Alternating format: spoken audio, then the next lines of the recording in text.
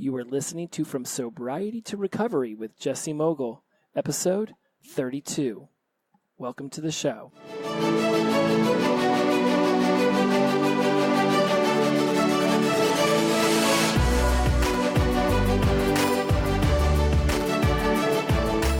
Hello, my friends. It is a pleasure to have you back here at From Sobriety to Recovery. My name is Jesse Mogul, and I am in addiction recovery.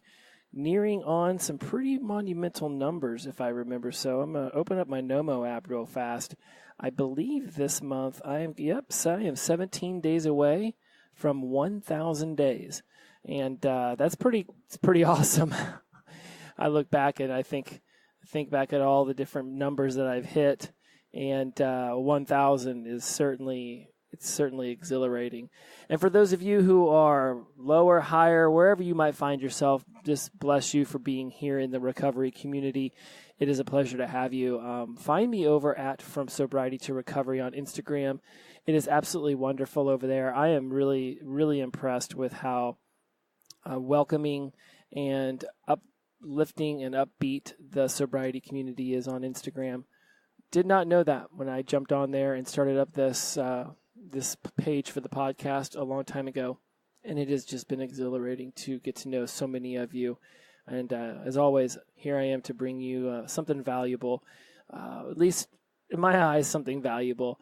So today I'm reading this article in the GQ, I believe, and it's about Mike Tyson. He's got some weed ranch or something out here in California that he's going to be doing soon, or already is. The developments in order. And as I'm reading through this article, I knew a lot about Mike Tyson's addiction issues and how many times he's relapsed and gone back into recovery. So I was familiar with the trials and tribulations of Mike Tyson. If you guys are listening to this from outside the United States and you've never watched boxing back in the 80s and 90s, he was a heavyweight boxer for about 10 or 15 years. Iron Mike Tyson, he used to obliterate people with his, I believe it was his right hook. I don't recall exactly. I just remember him knocking the hell out of some people. Once his fighting career ended rather in shambles, he just became sort of a pop icon and, a mockery here and there, and then, always in and out of the news, sometimes good, sometimes bad. So anyways, Google him if you want to know more about him. Why I'm bringing him up is because he talked in part of this article. It was so powerful. I actually ripped out this little section, and I didn't mean for the show to be about that, about what he said, but I got into a conversation with one of my relatives, a great friend, a business partner, and we were talking about his son sadly passed away from alcohol addiction some time ago. I think we just passed a year recently, and we got into the conversation about why some people find recovery and others don't. And Mike Tyson's article, this quote that I ripped out just to have for myself, really spoke to me, and I read it off to my family member, and now I'm going to read it off to you because I really want this to be the topic for this episode. And so here's what Mike says. Some people thrive in misery. You take away their misery and bring them into the light, and they die emotionally and spiritually because pain and suffering has been their only comfort. The thought of someone loving them and helping them without wanting anything in return could never enter their minds. I will write this out and I'll put it in the show notes so that you have a chance to reread it. Again, what he says was, some people thrive in misery. You take away their misery and bring them into the light, and they die emotionally and spiritually because pain and suffering has been their only comfort. The thought of someone loving them and helping them without wanting anything in return could never enter their minds. It gives me chills just reading that, because I certainly, just to dissect it a little bit, let's just jump to the end where it says the thought of someone loving them and helping them without wanting anything in return could never enter their minds.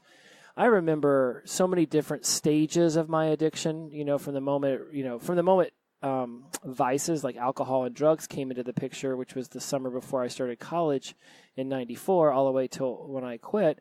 And surely there were tons of addictive behaviors in my childhood that I can go into, but for now, let's just stay succinct and on this topic. As I cycled through different levels and patterns of my addiction, I often thought this thought that someone could love me and just for me, and that they would want to help me without wanting anything in return. I just couldn't fathom that. And a lot of that stems from the idea that for the longest time, and I still battle with this now, there was a lack of love for myself.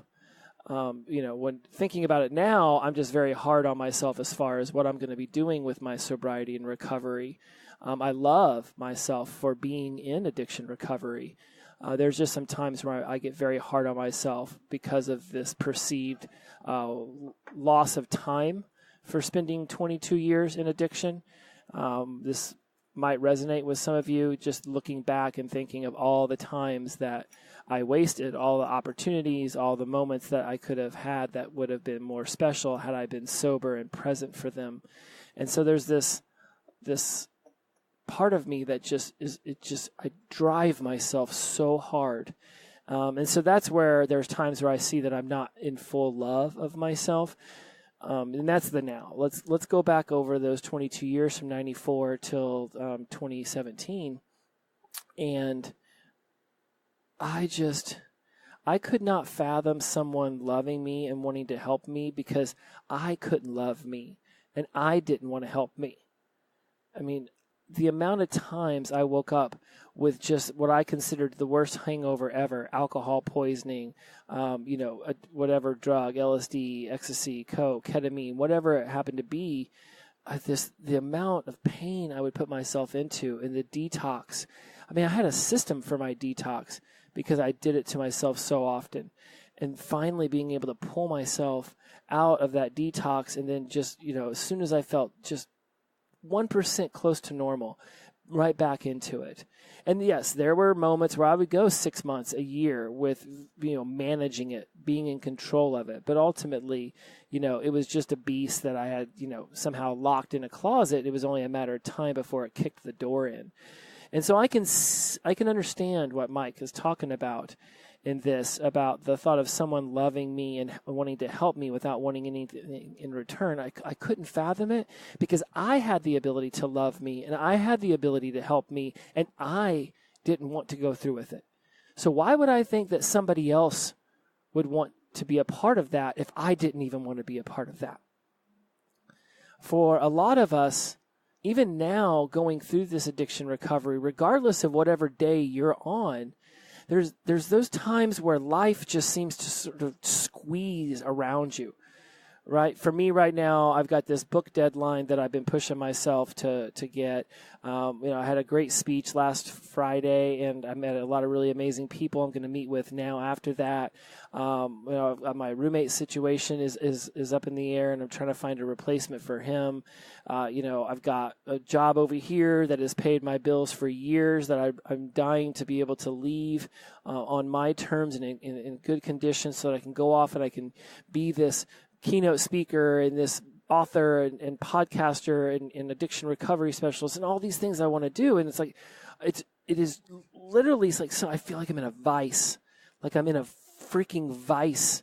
And is it of my own doing? Is it other people's outside pressures? Right? That whole open-minded growth mindset version of me says, I'm putting myself through this. I can release this. I'm the one who's putting the overwhelm and the anxiety onto me. And I get that. I get the logical mind of it, right? Like if you're a veteran of this show, you understand that this positive mindset that I push out there. But make no mistake, make absolutely no mistake that I don't have it all figured out. And that even if I logically know that I'm the one who allows a situation to have me feel anxiety over versus excitement, overwhelm versus in control, like I get all that. The logicalness of it isn't lost on me, right? Just like I'm sure it's not lost on you guys, right? All hell's breaking loose in your life. The kids run around screaming. The phone's going off. The pan is boiling over on the stove. You got 15 things to do at work, right? And you could stop and just breathe and say, you know what? I got this. No big deal. But there's also that part that just says, what is going on? Right? And so I feel like I'm going off on a little diatribe here, but the point is like,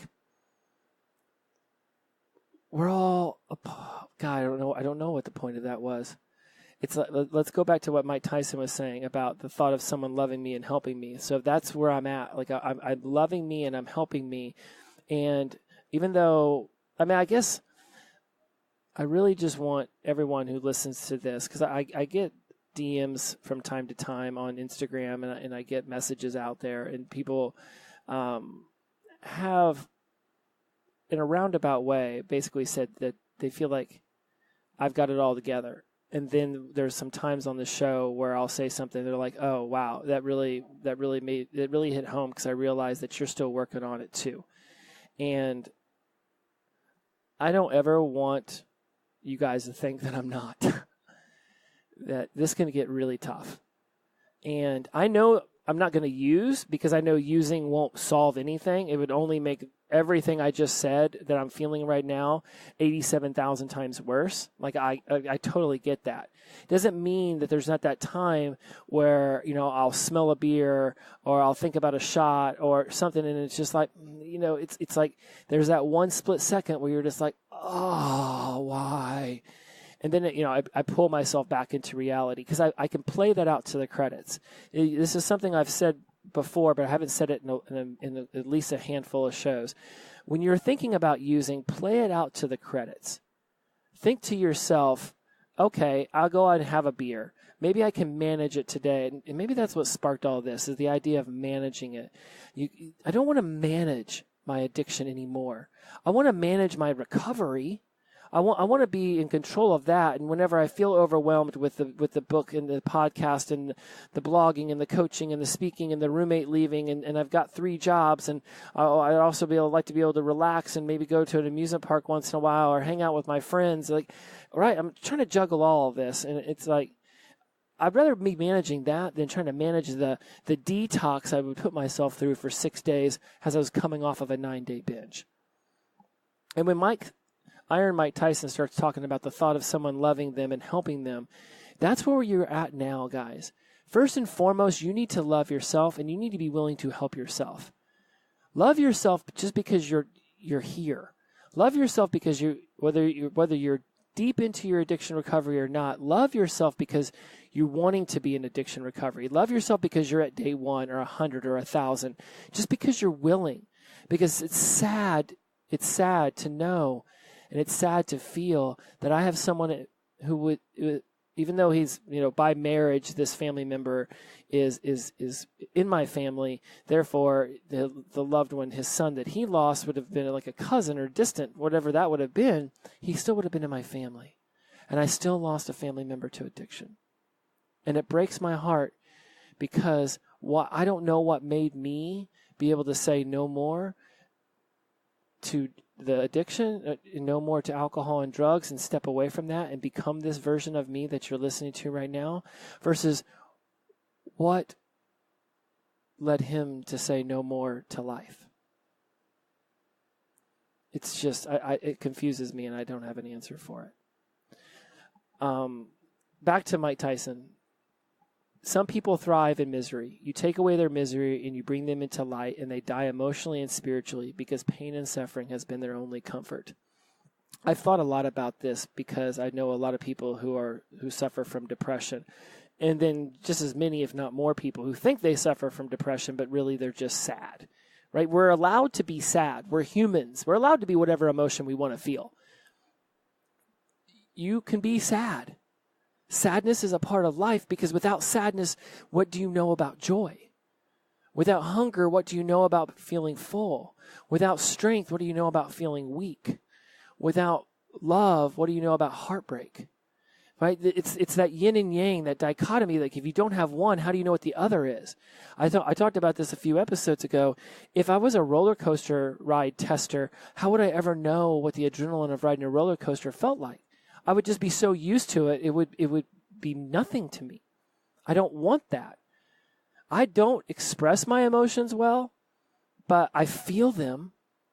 And because I'd never thought that my emotions were as important as my mother's emotions, I learned at a very young age to hold them in, because she was the one dying from Crohn's. She was the one always in pain, going in and out of the hospital.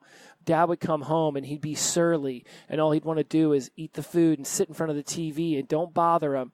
The only time he was going to be bothered is whenever he found out I wasn't doing something right. And then it was a scolding or pulling my hair or picking me up by my hair or swatting me on the ass with his hand. And if it was really bad, here comes the belt. Right? He was just the authoritarian. Mom was always sick. Jesse wasn't allowed to have emotions. Jesse thus buries his emotions. He doesn't express them outwardly, but he feels them intensely inwardly. Raise your hand if you could resonate with that. Raise your hand, nod your head, say, oh, hell yeah, in your car or wherever you're at right now. I know you felt that. It's not that we don't feel emotions. It's that we have felt like we can't express our emotions. I don't want to be a burden on anybody else because I feel a certain way. So I'll just figure out how to deal with it on my own because it's better this way for everybody else around me. And whenever Iron Mike says that some people thrive in misery, you take away their misery and bring them into the light and they die emotionally and spiritually because pain and suffering has been their only comfort. That pain and that suffering, I believe, comes from holding those emotions in, not expressing them in a healthy manner, right? If you're angry at someone, yelling and screaming and throwing things at them or hitting them is not a healthy manner. But calmly asserting yourself and saying, look, this doesn't feel good to me. This doesn't feel right. That can be tough, especially if pain and suffering has been your only comfort. If you've grown so comfortable in feeling that pain, in that suffering, it's in that thought process that this pain and suffering is what's making me feel comfortable, that locks us into this circle that gets us thinking that we're not loved. Why would anyone want to help us without wanting something in return? Right? We feel pain and suffering, and if that's what makes it, if that's our equilibrium, if that's our homeostasis, if that's where we feel the most comfortable, then trying to feel anything outside of that's going to make us feel uncomfortable. And as I've spoken about many times on this show, the brain is looking for comfort. It's why it doesn't want to get up on stage and speak. It doesn't want to go up to that stranger and introduce themselves. It doesn't want to ask the boss for a raise. It doesn't want to assert themselves in the workplace or at home when they feel like what they want, need, and desire is being trampled over. Because if you step outside of that and you tell somebody what you want, there's the chance that they'll say no. And when they say no, that's uncomfortable, and we don't want uncomfortable. We want comfortable. So by staying within this pain and suffering, if that's where we've grown comfortable, feeling joy and not feeling pain, that's uncomfortable. And if it's the brain's natural response to want to stay comfortable, and pain and suffering is where we're comfortable, and then joy and happiness is uncomfortable, then we're going to be mired in pain and suffering. But at least we have a sense of knowing what that's like. But if we put ourselves out there, and if we taste a little bit of happiness, but we know that we're comfortable in the sadness, so therefore we're going to feel the happiness, but we know we're going to go back to the sadness, then why even ever step into the happiness? This is what I did to myself for 22 years. Did I thrive on the misery? I think I did. I think I thrived on putting myself through such hardcore binges of the misery of detoxing myself. Because it's like each time I did it, I proved to myself that I could push myself further and still come back. People out there for years tried to show me the light, to try to bring me away from that misery. And it did. I went to AA meetings in college, and I would go and I would talk to people who were sober. I would talk to people who could, quote unquote, control their drinking or just really didn't have a drinking issue at all. And they would tell me about how much better it is to wake up without a hangover. I had a girlfriend back in my early 20s, and for a couple weeks I stopped drinking so late. And I remember her saying something like, see, isn't it amazing to wake up without a hangover? And it was, but it was so uncomfortable, and it felt so alien to me that it only lasted a few weeks, and the relationship didn't last much longer. I say all this because talking to my relative today, we don't know why his son chose the path that he chose. We even less know of why I chose mine. Like what was in my programming that told me no more. I want something more from my life, versus what showed his son that, he didn't mean to necessarily die, but his drinking certainly said, I'm okay with it. That's what happens. I remember that. I'm glad I said that, because it just triggered a memory. I used to tell people, it's not that I don't care whether I live or die. What was it? It's not that I don't care whether I live or die. It's just that it's like I was numb. It was not ambivalent. Maybe it was ambivalent. It was like I didn't want to die. I didn't necessarily want to live. I was just blah, whatever. Maybe it was ambivalent. What is the definition of ambivalent? Let's see what the definition of ambivalent is. Have mixed feelings or contradictory ideas about something or someone. Yeah, I mean, there were certainly times where I was like, fuck, let's just throw it down. Let's party like it's 1999, and if we live, we live, and we die, we die. Truth be told, I never really wanted to die. I just wanted to live differently. I wanted a different life. I wanted excitement. I wanted joy. I wanted exhilaration, and going and walking into a bar and having all your friends excited that you're there, and getting some drugs, and drinking some shots and laughing and chain smoking cigarettes. That just seemed like an exciting way to live, until it didn't. Slowly but surely, it didn't, to the point where I was finally just a broken man. And so when I read these things, and somebody like Mike Tyson, if you are familiar with him, then this guy had been broken from a very young age. And, his boxing career and what he chose as a profession certainly didn't help, but we wouldn't know him if he hadn't have done that. And just realize that thought of someone loving you and wanting to help you without wanting anything in return, it exists. I mean, it starts with you. It absolutely, positively starts with you. You, like me, I've gone to meetings and I've had people who acted like what they wanted to do was help, but in reality, they wanted me for something. Oh, you've got an apartment. Can I crash on your couch? Or, oh, you've got a job. Hey, can I borrow $10? Or, hey, you got a job. Can I get hired? Like, there's people are always asking for something. And I'm like, I don't want you to ask me for anything. I just want to have a conversation. And then we'll go our separate ways, and then we'll meet back up here next Tuesday at 7. There's those people out there for you guys who don't want anything from you, who just want to listen to your story and, if nothing else, just be a supportive ear. Lots of us don't need any more advice. We don't need any more direction. You could stop listening to this podcast today, and I have no doubt that if you are secure in your addiction recovery, you will continue to be successful. I do this whole show really as like an audio blog about what I'm going through every single week, because it's just a lot of shit. There's just a lot of crap going on. Right? But I don't think that without me, you guys all of a sudden, oh my goodness, thousands of people just dropped out of addiction recovery because Jesse stopped doing his podcast. I don't think that. I don't think you need any more advice. But I do believe that we all desire support. I believe that we all desire knowing that someone else is going through the same stuff as we are. Even if I didn't go through the same history as you, that I'm empathetic because I've gone through things that are similar. I know that there are people out there who love me and that want to help me and that don't want anything in return. I know that for years I was comfortable in my misery and in my suffering, and no longer am I comfortable in that.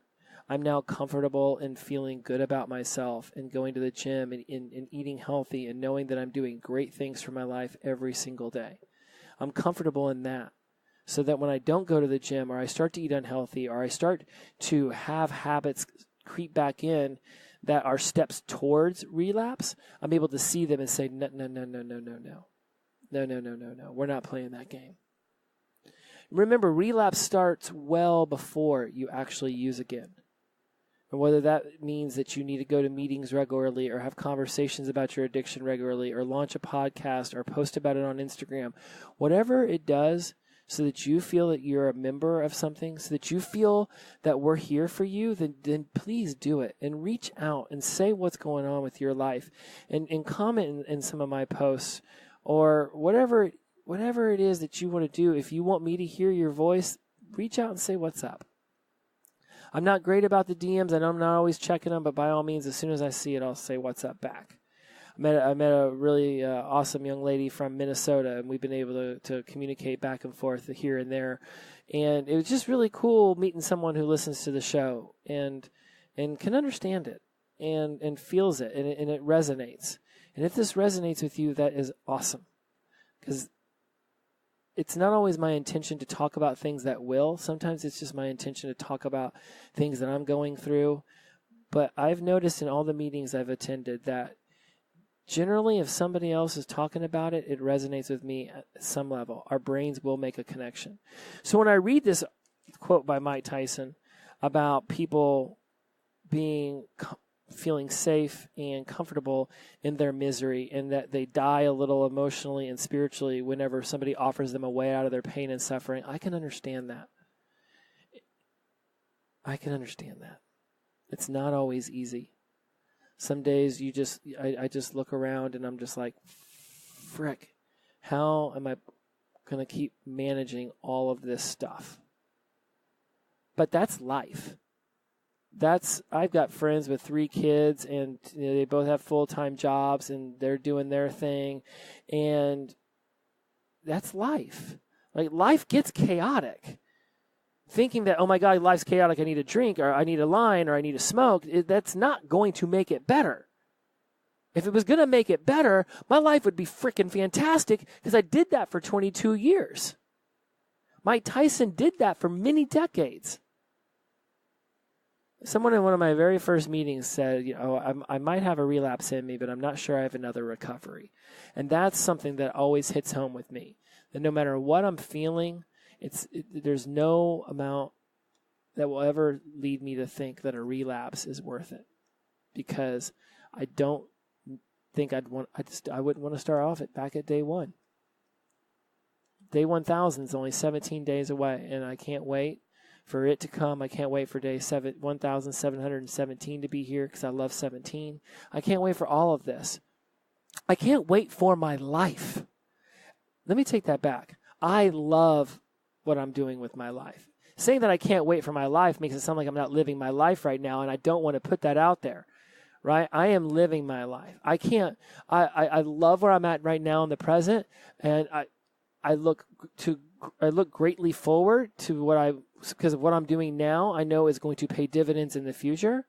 So I don't want to say I can't wait for all of that, because then it's like I'm not being humble about what I've accomplished now. I'm not being grateful for where I'm at now, and I'm not living a life of integrity. And that's the life coachy Jesse coming out, because, right, like you want to use that positive language, but you also don't want to make it seem like everything you've done now has not been what it will be then. Right? Now is amazing. Then will be amazing too, but right now is freaking amazing. 983 days ago, I would have been through the roof, to the moon happy if I could be where I'm at right now. And I want to end on that note. Always remember, there was a day in your life where you were begging to have it as good as you do right now. And if I'm finding you at the lowest of lows, then trust me, start taking those steps forward. And before you know it, 3 days, 30 days, 333 days, you're going to turn around and be like, wow, I remember that time that I just begged my God, whatever you call your spiritual blah, whatever you want to do up there. I remember asking my God, just please make the pain go away. One day, not too long ago, you were praying that it would be as good as it is today. And if you still know there's good in you, and you still know that there's even better ahead, then be present in today, so that when you get there, you remember what today bad was, so that 100 days or 1,000 days from now, that good, you can remember it. Because like I said earlier, without the good, you don't know the bad. Without the happy, you don't know the sad. Without the sad, you don't know the happy. Without the hunger, you don't know the full. Without the full, you don't know the hunger. There is someone who loves you. There is someone who doesn't want anything but the best for you. And every single day, every single second of your life, that person is someone you can communicate with because it's you. I love all of you. I hope this finds you well. Bless you for being in addiction recovery. Until we meet again, take care. Be kind to one another. Be inclusive, not exclusive. Take care. Bye-bye.